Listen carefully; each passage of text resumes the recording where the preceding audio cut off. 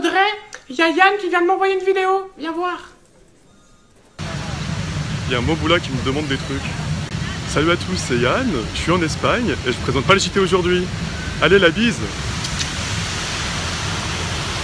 Ah, le petit Yann. Il va sûrement aller voir une proxénète pour se faire toucher la zézette. Ah, le sexe. Anne-Claire, je sens d'ici que tu mouilles de la schneck.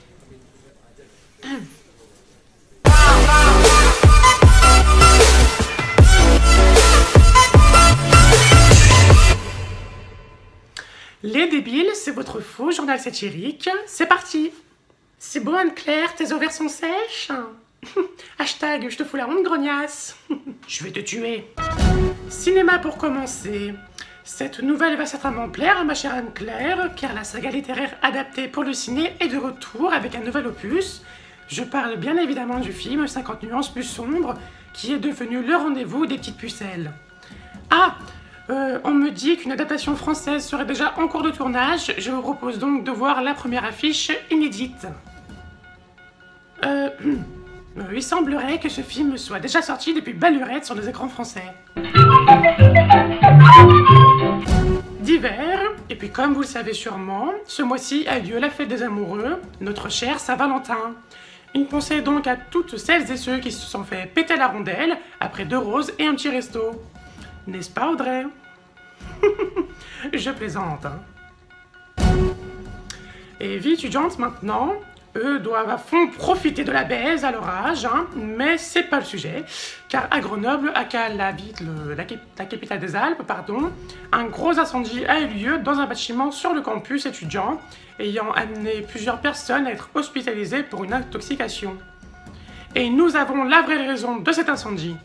Un groupe d'étudiants ont fumé du shit, hein, en masse, dans une salle. Et vu qu'ils étaient défoncés, ils en ont profité pour tout niquer. Moi je dis, ils ne savent vraiment pas apprécier les bonnes valeurs et les bonnes vertus du cannabis. Putain, sérieux. Moi je dis bravo aux étudiants. Mes félicitations, vous êtes cons. Je trouve que cette émission parle beaucoup du cannabis, mais pas assez de la cocaïne. Mais qu'est-ce que je dis, moi? Putain, Claire, tu fais chier à m'influencer avec tes idées de merde. Oh. Allez, on enchaîne. Insolite pour suivre. Ah bah Anne-Claire, ça va sûrement te plaire, hein, puisque l'ancien candidat à la primaire de la gauche, qui était passé à nos yeux pour un barjot, a décidé d'ouvrir un resto en guise de reconversion professionnelle. Et je parle bien sûr de Jean-Luc Benamias. Regardez l'image. Et oui, désormais, Juju, comme l'appellent ses amis intimes, vous accueillera du lundi au samedi dans son resto servi à la bonne franquette et qui s'appelle la marmite du shit. Sa cuisine va vous faire délirer les papilles, hein.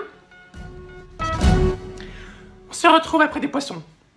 Ça, je comprends pas du tout. Regardez, il fait le crawl, là. Qu'est-ce que t'as? Oh, explique-moi, mais parle! Mais regardez, c'est pas normal! Qu'est-ce qui... Mais... Je crois qu'il est cassé, hein. Ah, Jésus, s'il te plaît, prends Maître Gims à la place et laisse-le vivre! S'il te plaît! Qu'est-ce que tu fous le nez dans ta merde? Nage vers le haut du bocal! Il y a un mec qui me sort sur Twitter. Ah non, mais je crois que ton poisson il est en train de mourir. Ah bon, je croyais qu'il était parti en vacances en Tunisie, connard! Ah, on me dit dans mon oreille que Jean-Luc Benamias serait intéressé pour en récupérer. On se demande bien ce qu'il va en faire, hein. Hashtag du sale. Santé pour enchaîner.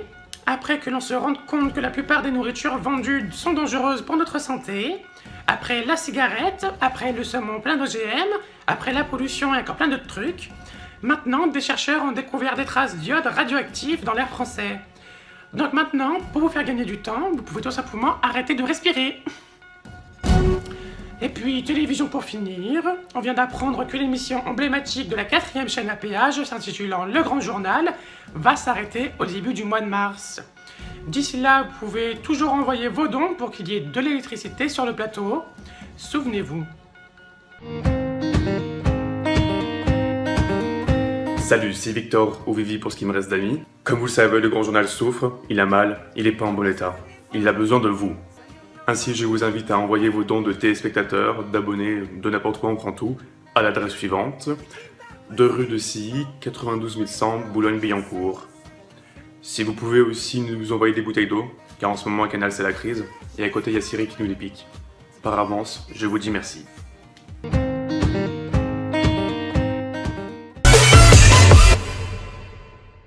cette émission est maintenant finie. On se quitte avec Jean-Pierre et son duplex de merde. C'était tout pour l'info. Abonnez-vous et rejoignez notre page Facebook. Et à bientôt. C'est le moment de faire de bonnes omelettes au cèpe. Laissons la vallée de l'Ouri, direction le village de Pietra-Corbar.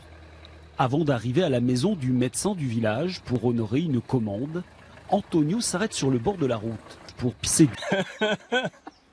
Mais Tonio est génial pour ça. Il ne faut pas espérer avoir un travail rapide, mais par contre, à la fin, on est toujours satisfait. Encore un artisan extraordinaire.